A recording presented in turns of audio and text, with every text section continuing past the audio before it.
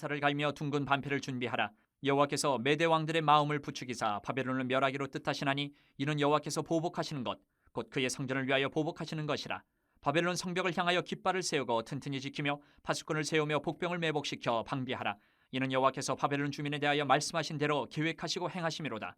많은 물가에 살면서 재물이 많은 자여 내 재물의 한계 곧 내 끝이 왔도다.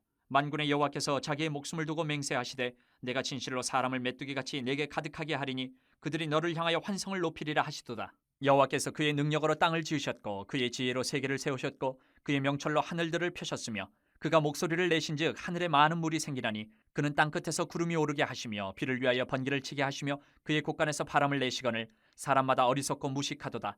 금장색마다 자기가 만든 신상으로 말미암아 수치를 당하나니 이는 그 부어 만든 우상은 거짓이요 그 속에 생기가 없음이라.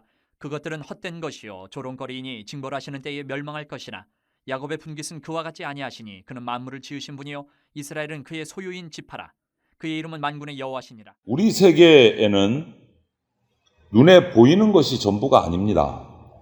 보지 못하는 미지의 세계가 분명히 있습니다. 이 지구만 해도 그래요. 우주를 나가지 않아도 이 지구만 해도 광활한 그곳을 우리 인간이 다 아느냐? 아직도 알지 못한 곳이 이 지구에는 있습니다. 그만큼 우리 인간의 지식이라는 것이 너무너무 부족하다라는 것을 우리가 알 수 있는 거죠. 우주는 생각할 것도 없이 지구만 해도 아직 다 모르는 것이 있어요. 다 보지 못한 것이 아직 지구에는 남아 있어요. 그런데 우리 인간은 전부 다 아는 것처럼 잘난 척을 하고 있어요. 육신의 눈으로는 다 볼 수 없는 세계가 분명히 있습니다. 그리고 우리 인간의 이해를 하는 이해 능력을 뛰어넘는 영적인 세계도 있다라는 것은 분명해요. 그럼 영적인 세계는 성령을 통해서 하나님이 열어주셔야 그때서야 우리는 볼 수 있고 깨닫게 되는 거죠. 우리가 아무리 보고 싶다고 보아지는 것도 아니고 깨닫고 싶다고 깨달아지는 것이 아니다라는 거예요. 오늘 본문을 통해서 그런 부분을 우리가 발견하고 교훈을 받았으면 합니다.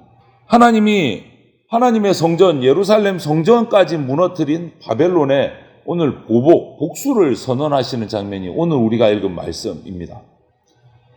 그리고 한편 예레미야 선지자는 그 우상과는 달리 세상을 창조하시고 당신의 백성을 부르시고 구원하시는 하나님을 또 찬양을 해요.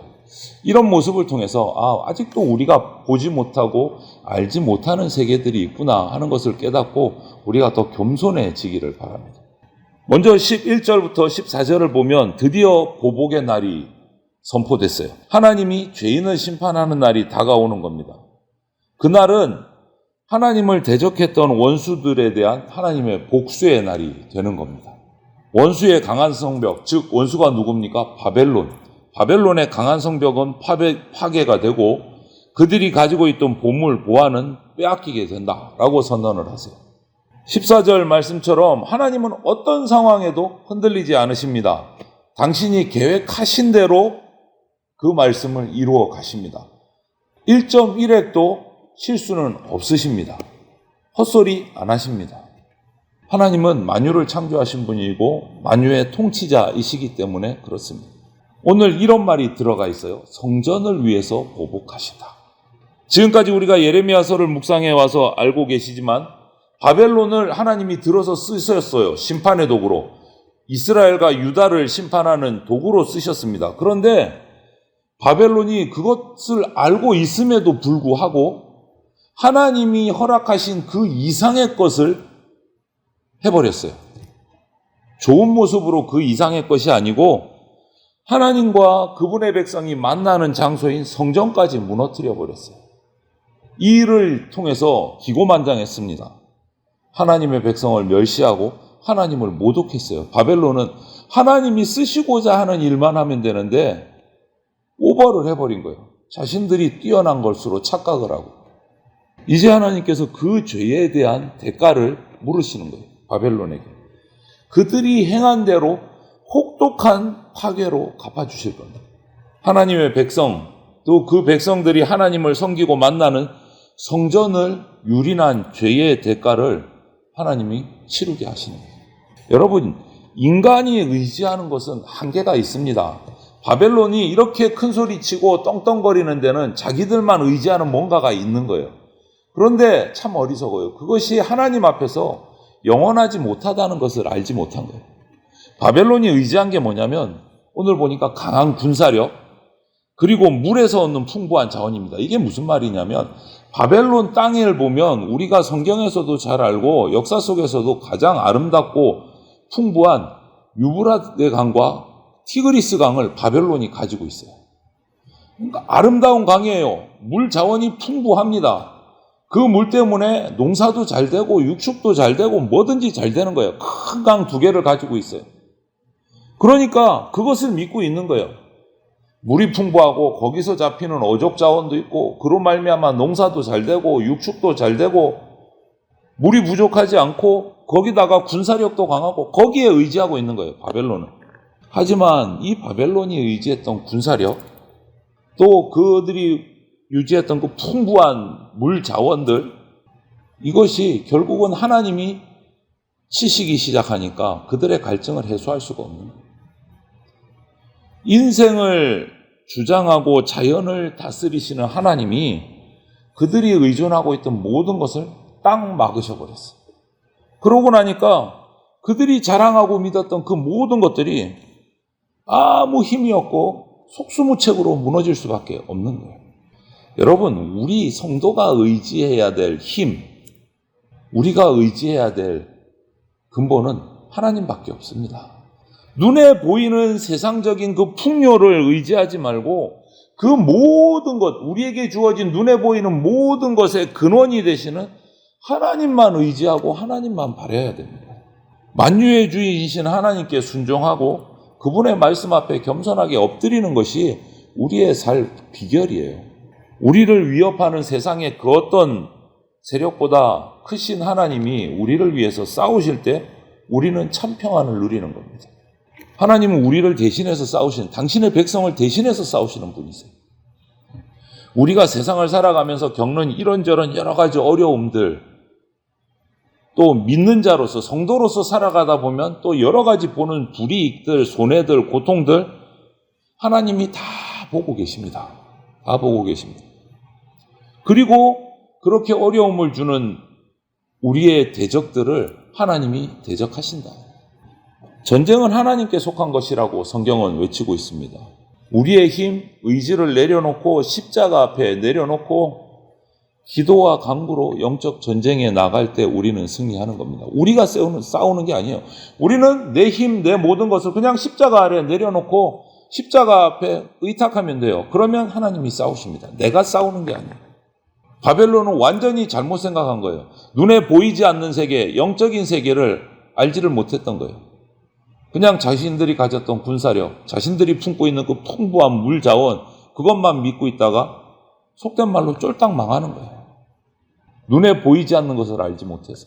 여러분, 우리가 기억해야 됩니다. 이 세상은, 우주 만물은 하나님이 창조하셨다. 이것을 잊으시면 안 돼요. 우리가 누리는 모든 것들 하나님이 창조하시고 준비하신 겁니다.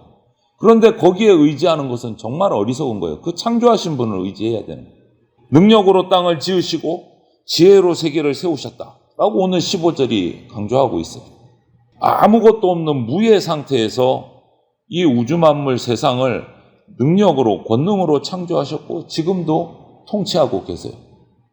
땅은 하나님의 능력으로 지어졌고 세계는 하나님의 지혜로 세워졌고 하늘은 하나님의 명철로 펼쳐졌어요. 자연에 일어나는 모든 우리가 보는 현상들 하나님의 목소리에 순종해서 움직입니다. 저절로 움직이는 자연은 없습니다. 하나님이 운행하시는 겁니다. 우주와 만물 그 어떤 것도 하나님 없이 스스로 존재한다? 그런 거 없습니다. 온 땅과 만물의 주인 되시는 하나님이 내 주인이시고 우리 가정의 주인이시고 우리 교회의 주인이시고 이 민족과 열방의 주인이시다. 이것을 고백해야 돼요. 그런데 어리석은 우리 인간은요, 눈에 보이지 않는 것은 믿지 않고 눈에 보이는 우상을 자기 손으로 만들어서 그것을 하나님을 대신하려고 해요. 바벨론이 꼭 그랬어요. 그리고 바벨론이 지금 하나님의 심판의 대상이 됐어요. 우리가 그 자리에 서면 안 된다라는 거예요. 눈에 보이지 않는 하나님을 믿지 못하고 눈에 보이는 것을 원하는 이런 어리석은 세상 가운데 우리가 똑같이 살면 안 됩니다. 우상은 실제가 아니에요. 너무나 잘 아시지 않습니까? 생명이 없어요. 그런데 우상을 섬겨요. 우상을 섬기는 자는 결국 생명이 없는 우상하고 같이 멸망당하는 거예요. 거짓이고 헛것입니다.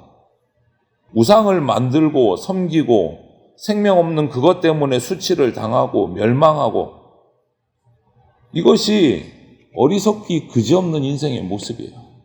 참된 지혜는, 진짜 지혜는 그런 헛된 것을 의지하지 않고, 없어질 헛된 것을 의지하지 않고 만물을 창조하신 하나님을 진짜 참된 주인으로 모시는 게 진짜 지혜예요.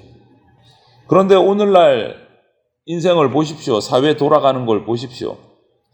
인생의 진짜 주인 되시는 하나님은 조롱해야 인정받아요. 자기 자신을 사랑하는 사람이 인정받습니다.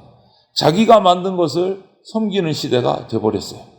내 주먹을 믿어라, 내 실력을 믿어라, 내 돈을 믿어라, 내 권력을 믿어라.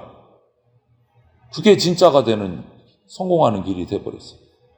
여러분, 그런 사회 속에서 우리는 여러 가지로 불리합니다. 눈에 보이는 것만 보면 우리 성도들, 저와 여러분들은 진짜 불리하고 바보 같은 삶을 사는 사람이에요. 하지만 우리가 그렇게 살아가는 것이 만물을 지으신 하나님을 주인으로 모시면서 의와 경건으로, 믿음과 사랑으로, 인내와 온유를 따라서 믿음의 선한 싸움을 싸우는 것이 참 승리를 할 수 있는 진짜 방법이에요. 그것을 오늘 본문뿐만 아니고 디모데전서 6장 11절 12절을 봐도 그것을 얘기해 주고 있어요. 하나님을 의지하고 섬기는 백성은 하나님의 영광에 동참하는 삶을 살아야 합니다. 헛된 신 버리고 하나님만 섬기고 예배하시기를 바랍니다. 하나님의 주권을 인정하는 것이 신앙의 첫걸음이에요. 하나님의 주권. 이 말 쉬운 말로 뭐라고 합니까? 주님이라고 부르는 것이 신앙의 첫걸음이에요. 하나님이 내 주인임을 고백하는 것이요. 세상이 내 주인이 아니고 하나님이 내 주인입니다. 창조주이신 하나님은요, 오늘도 우리를 구원하시고 능력으로 세상 만물을 다스리고 계십니다. 눈에 보이지 않지만 그 하나님을 우리의 주인으로 모셔야 됩니다.